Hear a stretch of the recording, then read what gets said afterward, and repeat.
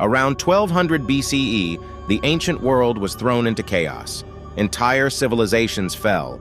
Empires that had stood for centuries crumbled almost overnight. And at the heart of this destruction was a mysterious group known only as the Sea Peoples. Who were they? Where did they come from? And how did they bring an entire era, the Bronze Age, to its knees? The Sea Peoples remain one of history's most enigmatic forces. They were a confederation of naval raiders, their origins shrouded in mystery. We know of them primarily through the records of the Egyptians, who described their attacks as relentless, their armies as unstoppable.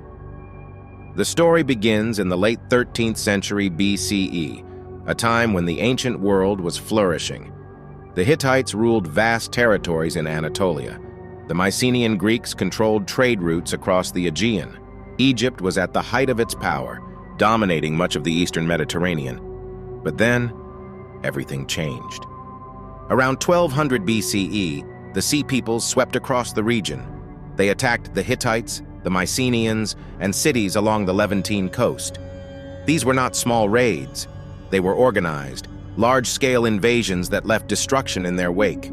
Cities were burned, populations displaced, and once great empires reduced to rubble. Even Egypt, the superpower of the ancient world, found itself under siege. During the reign of Pharaoh Ramses III in the 12th century BCE, the Sea Peoples launched a massive invasion by both land and sea. Ramses described the chaos in chilling detail, carving the story into the walls of his mortuary temple at Medinet Habu. The inscriptions depict scenes of ships clashing in battle, warriors fighting on land, and entire families, men, women, and children, marching into Egypt as part of this mysterious force. But Ramses triumphed. His armies repelled the Sea Peoples, ending their advance into Egypt. Yet while Egypt survived, many others did not. By the time the Sea Peoples' invasions ended, the Bronze Age had collapsed. The Hittite Empire was gone. The Mycenaean cities of Greece lay in ruins. Trade routes that had connected cultures across the Mediterranean for centuries were severed. It was the end of an era, and the beginning of what historians now call the Dark Age. But who exactly were the Sea Peoples? This question has puzzled historians for centuries. The Egyptians left behind names for some of the groups that made up the Sea Peoples: the Shurden, the Shekelesh, the Peliset, and others. Some of these names may correspond to known cultures, while others remain entirely unknown. For example, many scholars believe the Peliset were the Philistines, a group mentioned in the Bible, but the origins of the other Sea Peoples remain a mystery. One theory suggests they were refugees, displaced by famine, drought, or natural disasters. Archaeological evidence points to a series of environmental catastrophes around 1200 BCE, including widespread droughts and earthquakes. Could these events have driven entire populations to leave their homelands, banding together to survive? Others argue the Sea Peoples were mercenaries or pirates, taking advantage of weakened empires and disrupted trade routes.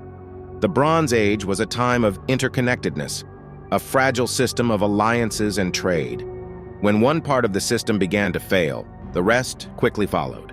The Sea Peoples may have been both a symptom and a cause of this collapse, exploiting the chaos they helped create. And then there's the theory of migration. Some scholars believe the Sea Peoples came from Europe, possibly the Aegean or even further west.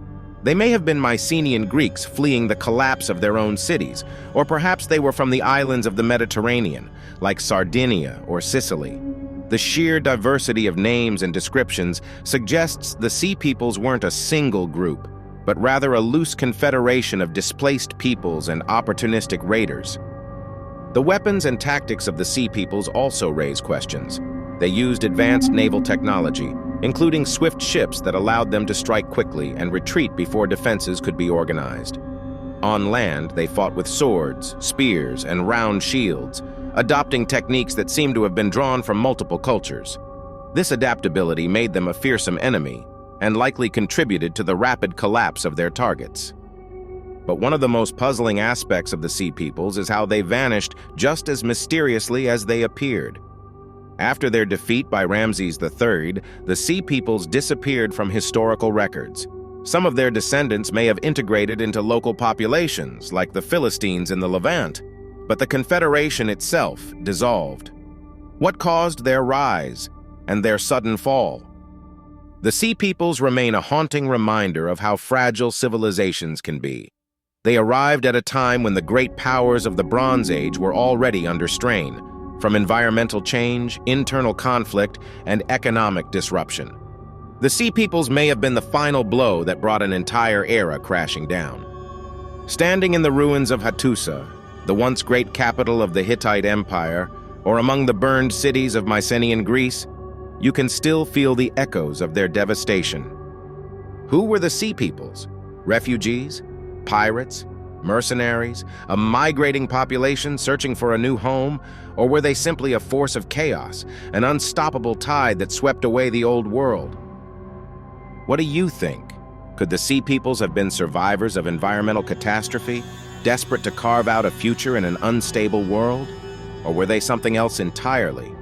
Share your theories and join us as we continue to uncover the secrets of the past and the civilizations that rose and fell in its shadow.